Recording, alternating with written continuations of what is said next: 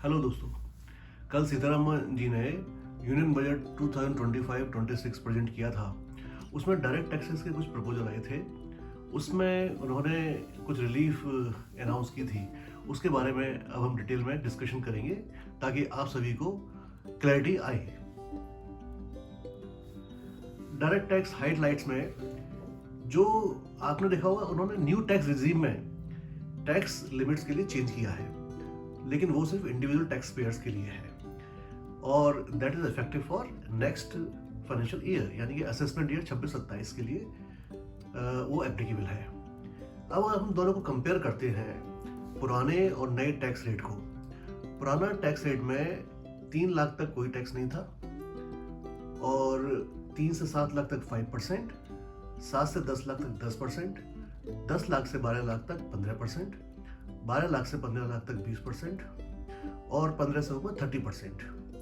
लेकिन इस बार उन्होंने न्यू टैक्स रिजीम में एक 25% का स्लैब भी इंट्रोड्यूस किया है। अभी उन्होंने क्या किया है कि 4 लाख तक 0%, 4 से 8 5%, 8 से 12 लाख 10%, 12 से 16 लाख 15%, 16 लाख से 20 लाख 20%, 20 लाख से 24 लाख 25% और 25 लाख से ऊपर 30%।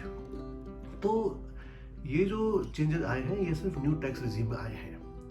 इसके साथ उन्होंने क्या किया है, एक 87A जिसमें रिबेट मिलती है, उसमें सिर्फ न्यू टैक्स रिजीम में चेंज किया है। पहले 7 लाख तक कोई टैक्स नहीं लगता था, अब उसे बढ़ाकर उन्होंने 12 लाख कर दिया है, यानी कि 12 लाख तक की इनकम न्यू टैक्स रिजीम में 0 टैक्स लगेगा। और वहीं वो सैलरीड क्लास इंडिविजुअल के लिए, क्योंकि उनको 75,000 का स्टैंडर्ड डिडक्शन भी मिलता है, तो उनके लिए 12,75,000 तक की इनकम पर कोई टैक्स नहीं लगेगा। लेकिन ये रिबेट उसमें एप्लीकेबल नहीं है अगर आपकी कोई स्पेशल रेट की इनकम हो, जैसे कैपिटल गेन्स पर स्पेशल रेट से टैक्स लगता है, चाहे वो लॉन्ग टर्म कैपिटल गेन हो या शॉर्ट टर्म कैपिटल गेन हो। अभी हम ये देखेंगे, इससे जो न्यू टैक्स रिजीम में ही रिटर्न फाइल कर रहे थे उनके लिए क्या चेंज होगा, कितना उनको बेनिफिट मिलेगा। अगर हम देखते हैं किसी की 8 लाख रुपए तक की इनकम है तो पहले उसको 30,000 लगता था, अब उसको 20,000 का टैक्स लगेगा, यानी कि उसको जो है और 10,000 का स्लैब का बेनिफिट मिल गया, क्योंकि उसकी इनकम 12 लाख से कम की है। तो टोटल बेनिफिट उसको 30,000 तक का मिल जाएगा। 9 लाख पर भी अगर आप देखेंगे कोई टैक्स नहीं है, क्योंकि पहले उसको 40,000 लगता था, तो उसको पूरे 40,000 का बेनिफिट मिल रहा है। किसी की इनकम 11 लाख की है तो उसको पहले 65,000 का टैक्स लगता था, अभी उसको 50,000 का टैक्स लगेगा, लेकिन उसको बेनिफिट मिल गया 12 लाख का, तो 65,000 तक का उसका टोटल टैक्स का बेनिफिट हो गया। लेकिन जैसे ही उसकी इनकम 12 लाख को क्रॉस करेगी, अगर देखिए 12 लाख की लिमिट है तो 12 लाख तक कोई टैक्स नहीं है, पहले उसको 80,000 टैक्स लगता था तो उसको 80,000 का पूरा बेनिफिट मिल गया। लेकिन जैसे ही उसकी इनकम 16 लाख रुपए हुई, अगर 16 लाख रुपए इनकम है तो पहले उसको लगता था 1,70,000 का टैक्स, अब लगेगा उसको 50,000 का टैक्स, यानी कि 1,20,000 का बेनिफिट हो गया। 20 लाख की इनकम पर पहले उसको 2,90,000 का टैक्स लगता था, अब लगेगा उसको 90,000 का टैक्स, तो उसको 2 लाख का बेनिफिट हो गया। 24 लाख की अगर इनकम है तो पहले उसको टैक्स पड़ता था 4,10,000 का, अभी पड़ेगा 3 लाख का, सॉरी हाँ, तो टोटल बेनिफिट उसको कितने का हो गया, 1,10,000 का बेनिफिट हो गया। अगर किसी की इनकम 50 लाख की है तो पहले उसको पड़ता था कितना, 11,90,000 का टैक्स, अब पड़ेगा 10,80,000 का, तो 1,10,000 का उसको टैक्स का बेनिफिट हो गया। लेकिन यहीं पर जो मेन चीज है कि अगर किसी की इनकम 12 लाख से ऊपर है तो उसको क्या करना चाहिए। तो यहाँ पर एक बड़ा ही खेल खेल दिया गया है, जो मैं आपको नेक्स्ट स्लाइड में बताता हूँ। अभी आपको पता होगा ये जो चेंजेस हैं ये सिर्फ न्यू टैक्स रिजीम में है, ओल्ड टैक्स रिजीम के अभी सेम है, उसमें कोई चेंज नहीं है। तो अगर आप देखेंगे कि किसी की इनकम अगर ज्यादा है, अगर 12 लाख से कम है फिर तो उसको न्यू टैक्स रिजीम में फायदा है, लेकिन 12 लाख से ऊपर किसमें फायदा होगा, उसको स्टडी करते हैं। क्योंकि अगर आप जब रिटर्न फाइल करते हैं तो कई तरह के डिडक्शंस क्लेम करते हैं।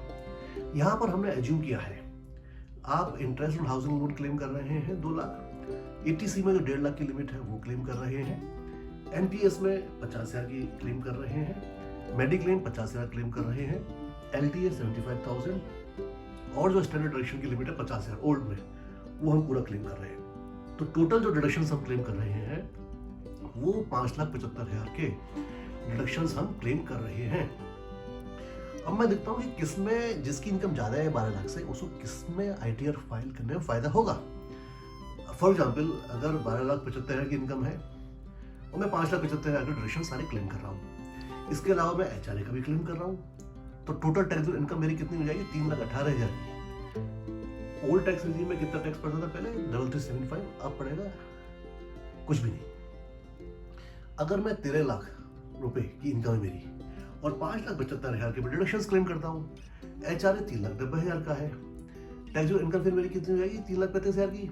पहले मुझे, अब अगर मैं ओल्ड टैक्स रिजीम में ITR फाइल करता हूँ तो मेरे को सिर्फ 4,250 का टैक्स देना पड़ेगा, जबकि न्यू रिजीम में मेरे को 75,000 का, यानी कि न्यू रिजीम में जो टैक्स लिमिट बढ़ाई गई है उसका मुझे कोई फायदा नहीं है।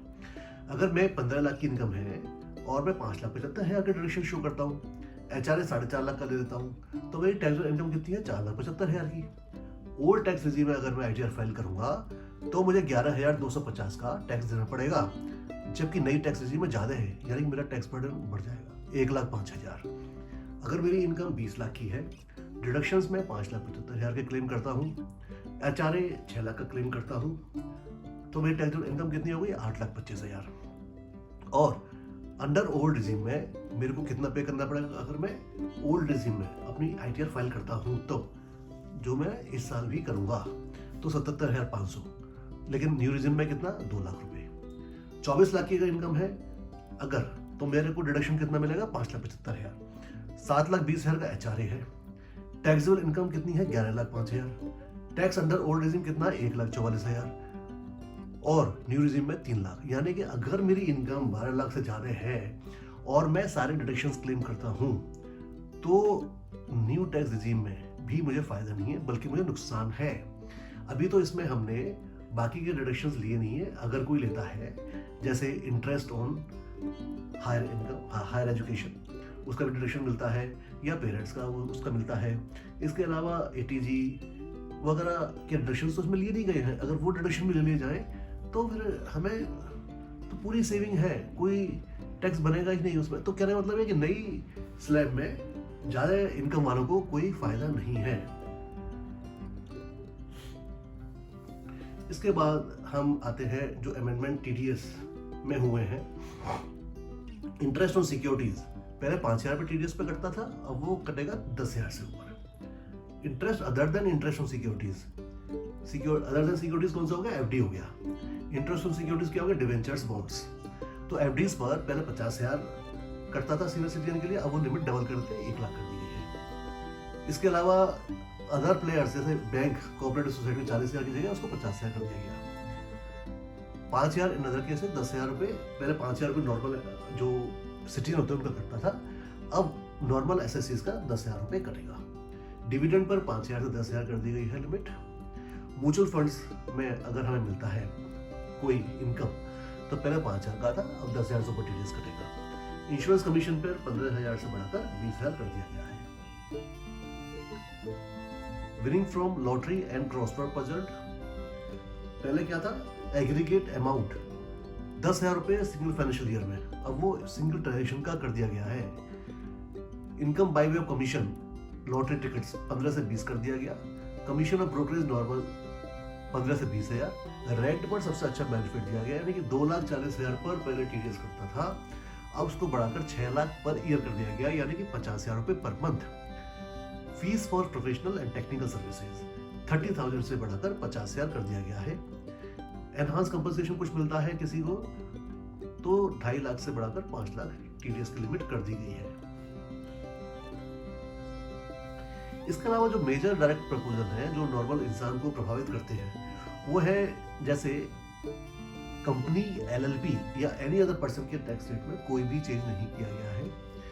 प्रेजेंटिव टैक्सेशन जो होता है उसमें उसको एक्सटेंड कर दिया गया है नॉन रेजिडेंट को भी, जो सर्विस प्रोवाइड कर रहे हैं या टेक्नोलॉजी प्रोवाइड कर रहे हैं रेजिडेंट कंपनीज के लिए in the field of electronic goods taxability effective from assessment year 26-27।